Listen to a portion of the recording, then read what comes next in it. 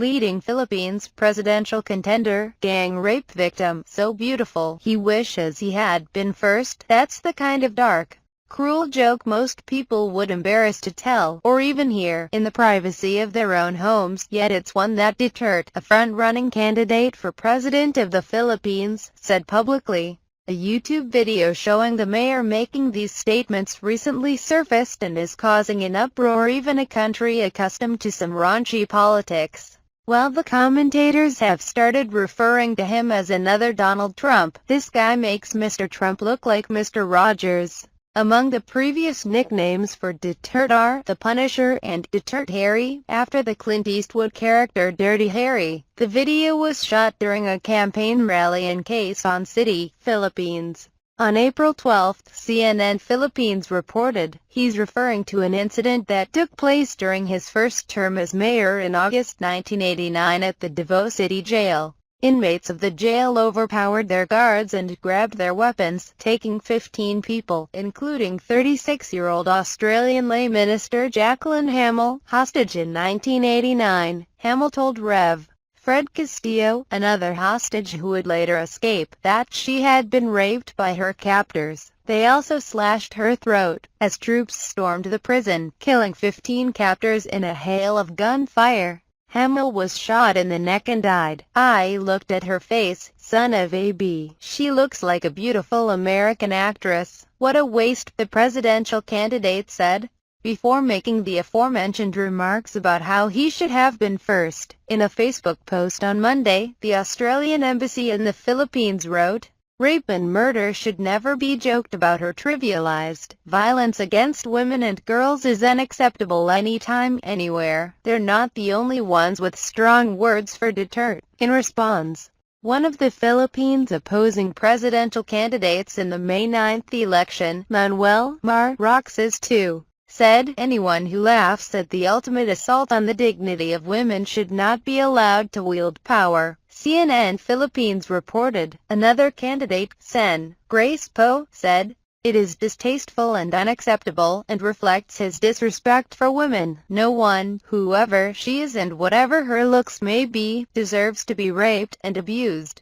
Rape is a crime and no laughing matter. We should all be outraged at abuses against women," according to CNN Philippines. Philippines Vice President Digong took to Twitter to unabashedly state his discontent with Duterte. Many users have tweeted about the mayor, tagging their tweets with hashtag rape is not a joke. One user tweeted, "When we make light of rape, we're empowering rapists and imply to victims that their situation should not be taken seriously." Another tweeted, "I want a candidate who understands the responsibilities and accountabilities of the public office she is running for," though the video shows the crowd laughing when he says this. Duterte denies allegations that it was said in jest. Instead, he admitted to having said it in 1989 and claims he was merely retelling the story at the rally. "It was not a joke," he said.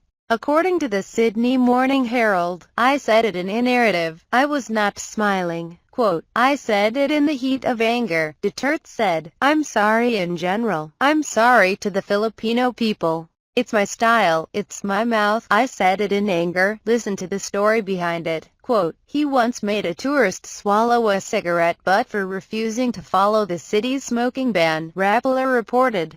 He has described himself unapologetically as a womanizer, admitting to currently having 3 girlfriends and a common-law wife, according to CNN Philippines. He has pledged to execute 100,000 criminals and feed them to the fish in the Manila Bay, Kicker Daily News reported. Still, he's a frontrunner. Duterte poses a grave challenge to the country's fragile democratic institutions, said 2 scholars writing earlier this month in the East Asia Forum. He has promised to clean up the country within 6 months and has threatened to abolish Congress or tame the courts if they try to stand in his way. The rapid rise of voter support for Duterte, despite his late entry into the race, highlights the pent-up anger among the lower middle class at the deterioration of public order and concerns about growing drug abuse.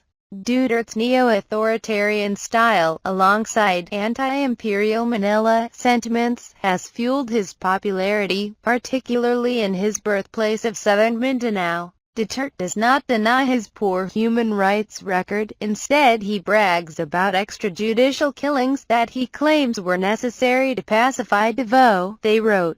Along with his bombastic style and rough language, which is typical of many local politicians but unusual in national politics, this cavalier attitude makes him a kind of Philippine version of Donald Trump, wrote Julio C. T. Hankey of De La Salle University and Mark R. Thompson of the City University of Hong Kong. He projects the look of somebody who could actually deliver on what people need, has that ability to connect with a certain group of the electorate. University of Asia and the Pacific School of Law and Governance Professor Jeremy Gatula told ABS-CBN News.